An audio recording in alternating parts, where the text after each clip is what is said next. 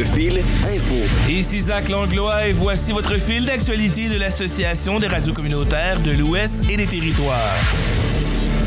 La Saskatchewan a réalisé un nombre record d'opérations chirurgicales. Le nouveau Parti démocratique affirme cependant que la province peine à retenir son personnel de la santé. La Saskatchewan dit avoir réalisé un nombre record d'opérations chirurgicales au cours des 9 premiers mois de l'exercice financier, soit entre le 1er avril et le 31 décembre 2023. Dans un communiqué de presse publié mardi, le gouvernement indique que 71 850 interventions chirurgicales ont été réalisées durant cette période. Il s'agit d'une augmentation de 6 000 interventions comparativement à la même période en 2022. La province dit aussi qu'elle vise à dépasser le chiffre record de plus de 90 000 interventions chirurgicales enregistrées lors du dernier exercice financier. Le gouvernement ajoute qu'il veut faire en sorte que 90% des opérations soient réalisées dans les 10 mois et qu'aucun patient ne reste sur une liste d'attente pendant plus de 18 mois. De son côté, la directrice générale des services chirurgicaux provinciaux de Services de santé Saskatchewan, Cindy Graham, souligne que l'autorité et la province tentent de repenser les programmes et les processus afin de construire un modèle plus durable. En 2023-2024, le gouvernement dit avoir investi près de 670 millions de dollars dans son programme chirurgical. La province estime également qu'elle sera en mesure d'effectuer davantage d'interventions chirurgicales grâce à son plan d'action pour les ressources humaines en santé qui vise à ajouter 1000 travailleurs de la santé au système au cours des prochaines années. Dans un communiqué de presse aussi publié mardi, le nouveau Parti démocratique de la Saskatchewan indique que les médecins et les infirmières quittent en masse les communautés rurales de la Saskatchewan. Le parti soutient que selon les données les plus récentes de l'Institut canadien d'information sur la santé, le nombre d'infirmières diplômées en milieu rural ou éloigné est passé de 2234 en 2018 à 1760 en 2022.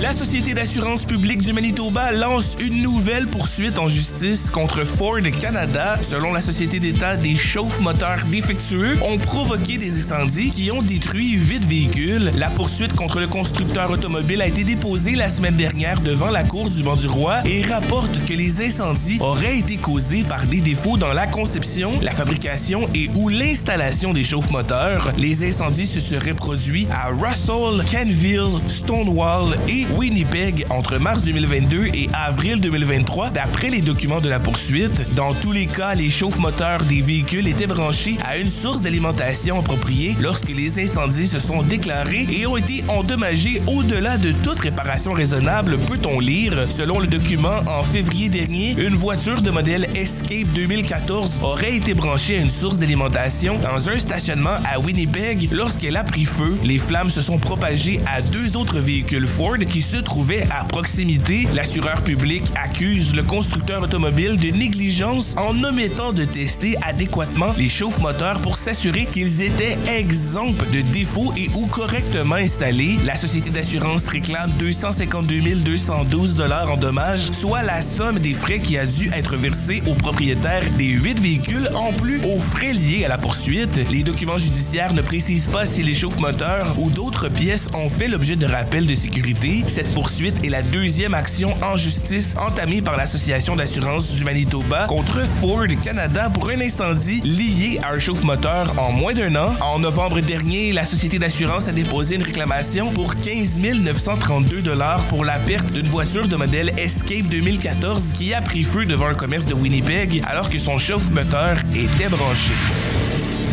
Le gouvernement de l'Alberta n'a pas l'intention de participer au programme d'assurance médicaments universel qui est attendu dans la foulée d'un accord fédéral entre le nouveau Parti démocratique et le Parti libéral du Canada. La province dit vouloir opter pour une compensation financière. Par communiqué de presse, le bureau de la ministre de la Santé albertaine, Adriana Lagrange, affirme que tous les Albertains ont déjà accès à des régimes d'assurance maladie financés par le gouvernement qui comprennent une couverture des médicaments. L'Alberta a l'intention de se retirer du programme est de recevoir sa pleine part par habitant de ce financement pour le déployer dans son système provincial de soins de santé, peut-on lire dans le communiqué. Selon le bureau de la ministre, il y a des limites dans l'analyse et les hypothèses du plan fédéral dont on n'a pas tenu compte et qui augmentent les coûts pour les provinces. Il en va de même pour l'investissement de départ et les coûts administratifs pour mettre en œuvre le plan fédéral. En conférence de presse, Adriana Lagrange a justifié son approche en affirmant que le plan albertain couvre déjà près de 5000 médicaments, estimant que c'est probablement supérieur à beaucoup de provinces au Canada. Sur la question de savoir pourquoi elle n'attend pas les détails finaux, Mme Lagrange a répondu que le programme fédéral empiète sur les compétences provinciales. À de multiples reprises, la ministre a répété que la couverture albertaine pour les médicaments est robuste et qu'elle aimerait pouvoir l'améliorer avec l'argent du fédéral. À Ottawa, le chef du nouveau Parti démocratique fédéral, Jack Meeting, a quant à lui indiqué que la première ministre devra donner les raisons d'un tel refus. Vendredi dernier, le nouveau Parti démocratique et le Parti libéral canadien en sont arrivés à une entente qui garde le gouvernement au pouvoir. Le salaire minimum passe à 17,40 $ de l'heure en Colombie-Britannique. À partir du 1er juin, les 130 000 Britanno-Colombiens payés au salaire minimum toucheront 17,40 $ par heure, une augmentation de 65 cents de l'heure. Le ministre du Travail, Harry Baines, en a fait l'annonce lundi, ajoutant qu'à l'avenir, les augmentations seront indexées à l'inflation chaque année. Ce groupe de travailleurs, dont 62% sont des femmes et dont la moitié sont employés par de grandes entreprises, aura donc un pouvoir d'achat un peu plus élevé selon le gouvernement provincial. Le nouveau salaire minimum représente une augmentation de 3,9% par rapport à celui de l'année précédente qui était de 16,75 $. Avec l'indexation, les prochaines hausses de salaire minimum suivront l'inflation d'année en année. Le ministre du Travail justifie l'indexation par le besoin de certitude des entreprises. Historiquement, les augmentations de salaire minimum étaient imprévisibles. Il y avait plusieurs années d'immobilité suivies par des bons importants, ce qui était à la fois difficile pour les employés et les employeurs. Par exemple, de 2001 à 2010, le salaire minimum était de 8 $ de l'heure. Harry Baines promet que les salaires ne baisseront pas dans le cas d'une déflation. La Chambre des communes de Surrey a critiqué la décision du gouvernement, estimant qu'une indexation du salaire minimum va plutôt plonger les entreprises dans l'incertitude. Dans l'opposition officielle chez BC United, d'aucuns affirment qu'il faudrait plutôt supprimer certaines taxes et certains impôts pour aider les plus démunis avec le coût de la vie. La hausse de cette année est moins importante que celle de 2023 qui était de 6,9%, mais Julien Picot, professeur en économie à l'Université de la Colombie-Britannique dans l'Okanagan, précise que ces changements reflètent le ralentissement de l'inflation car le but de l'augmentation du salaire minimum est de permettre aux travailleurs concernés de reconquérir un peu de pouvoir d'achat.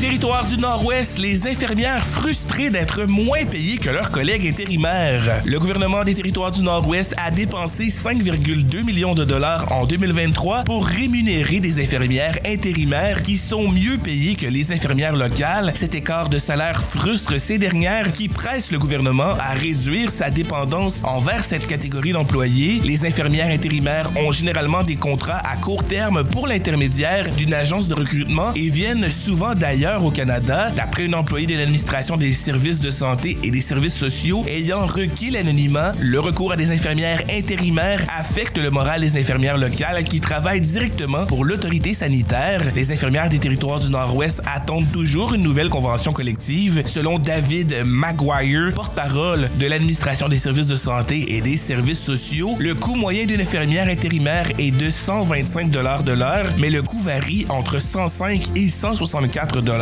Il précise cependant que la part de ce coût qui revient aux infirmières et celle qui revient aux agences intermédiaires ne sont pas connues. Le territoire se contente de payer le tarif. Une offre d'emploi publiée le mois dernier par l'une des agences sous contrat avec le gouvernement territorial indique que les infirmières travaillant dans le territoire du Nord-Ouest gagneraient plus de 100 $ de l'heure. L'annonce provenant d'une agence appelée Solution Staffing fait également état d'une prime de 500 $ pour les infirmières qui travaillent dans les territoires du Nord-Ouest pendant pendant plus de 2 semaines. Cette prime s'ajoute aux indemnités journalières et aux frais de logement qui sont couverts. À titre de comparaison, une infirmière travaillant à temps plein pour l'autorité sanitaire des territoires du Nord-Ouest peut s'attendre à un salaire de base compris entre 48 et 59 $ de l'heure. En outre, au territoire du Nord-Ouest, les infirmières intérimaires sont considérées comme syndiquées, à savoir que l'autorité sanitaire paye leurs cotisations syndicales. Le Nunavut propose un budget déficitaire de 21 millions de dollars. Le ministre des Finances du Nunavut, Lorne Kuzugak, a présenté lundi le budget territorial de fonctionnement et d'entretien pour la prochaine année. Ce budget qu'il juge confortable met l'accent entre autres sur les services à la famille et le logement. Il anticipe un déficit de 21 millions de dollars sur des dépenses totales d'environ de 2,5 milliards de dollars. Avant d'être adopté de façon définitive, le budget doit faire l'objet d'un débat des députés à l'Assemblée législative territoriale durant la session d'hiver qui s'échelonne jusqu'au 14 mars. Lorne Kuzugak prévoit que le déficit sera de 21 millions de dollars si le gouvernement dépense la totalité des 100 millions de dollars alloués aux imprévus, soit le double des fonds de prévoyance prévus dans le budget de l'année 2023-2024. Le ministre propose d'allouer près du quart du budget de 2024-2025 au ministère de la Santé, ce qui lui correspond à une hausse de plus de 40 millions de dollars par rapport à l'an dernier. L'enveloppe budgétaire du ministère prévoit entre autres 6,6 millions de dollars pour faire fonctionner le centre de soins de longue durée de Rankin Intel, une hausse de 15 millions pour les contrats des infirmières d'agence et de 14 millions pour les services paramédicaux. Tout comme cela a été le cas l'an dernier, le ministère des services communautaires et gouvernementaux, celui de l'éducation et la Société d'habitation du Nunavut récoltent la plus grande part de financement après le ministère des Finances. L'une des priorités du gouvernement pour la prochaine année repose sur l'amélioration du système de protection de l'enfance et de la jeunesse, dont la vérificatrice générale du Canada, Karen Hogan, a dressé un bilan accablant dans un rapport paru en mai 2023. Environ 3 millions de dollars serviraient à financer la création de 31 nouveaux postes. Le fil sportif. Une athlète de Regina sacrée meilleure joueuse de basketball de l'année par Canada West. L'ailier des Cougars de l'Université de Regina, Jade Belmore, est nommée meilleure joueuse de basketball par l'organisation sportive universitaire Canada West. Originaire de la capitale saskatchewanaise, elle a récolté une moyenne de 18,3 points par partie lors de sa 3e saison régulière avec l'équipe réginoise. Dans un communiqué publié mercredi, West Canada souligne la performance de l'attaquante pendant la dernière campagne, notamment lors de 3 matchs où elle a marqué chaque fois plus de 30 points. La joueuse a également obtenu une moyenne de 7,6 rebonds et de 3,2 passes par rencontre. En passe de remporter leur premier titre, les Clippers font rêver toute une ville. Les Clippers, qui sont l'équipe de hockey masculine du collège Briarcrest, font rêver les habitants de Caron Park, une petite ville située près de Moose Jaw en Saskatchewan. En effet, l'équipe espère cette année remporter son premier championnat lors de la conférence athlétique des collèges de l'Alberta. Vendredi dernier, ils ont battu l'équipe du collège polytechnique de Red Deer de 5-3. Cela leur a permis de terminer la saison régulière de cette année à la première place. L'équipe se dirige maintenant vers les séries éliminatoires en tant que sérieux prétendant au grand titre. Omen championne pour la 4e fois. Jones accourt à son dernier tournoi des cœurs. Le chant du cygne de Jennifer Jones au tournoi des cœurs s'est conclu par une défaite serrée en finale face à l'Ontarienne Rachel Omen dimanche soir à Calgary, à 4-4 au 10e bout. Mais sans le marteau, la légendaire capitaine manitobaine a tenté, avec la toute dernière pierre de sa carrière au championnat canadien, de l'envoyer au bouton afin de tenter un vol. Mais sa pierre en a légèrement touché une autre et est restée à court de l'objectif, cimentant la victoire de Omen par la marque de 5-4. Pour Rachel Omen, c'est un 4e titre national, mais un premier depuis 2017. Les Jets signent une 4e victoire de suite en défaisant les Blues 4-2. Sean Monahan a marqué un but et a ajouté une mention d'aide pour aider les Jets de Winnipeg à vaincre les Blues de Saint-Louis 4-2 mardi et ainsi prolonger leur séquence à 4 victoires. L'ancien du Canadien de Montréal a marqué 6 buts et totalisé 7 points en 9 matchs depuis qu'il a été acquis en retour d'une sélection de première ronde en 2024 et d'un choix conditionnel de 3e tour en 2027. Et il avait raté le dernier match des Jets puisqu'il était malade. L'Alberta va accueillir 10 événements internationaux de hockey dans les 4 prochaines années, dont le championnat mondial de hockey junior en 2027.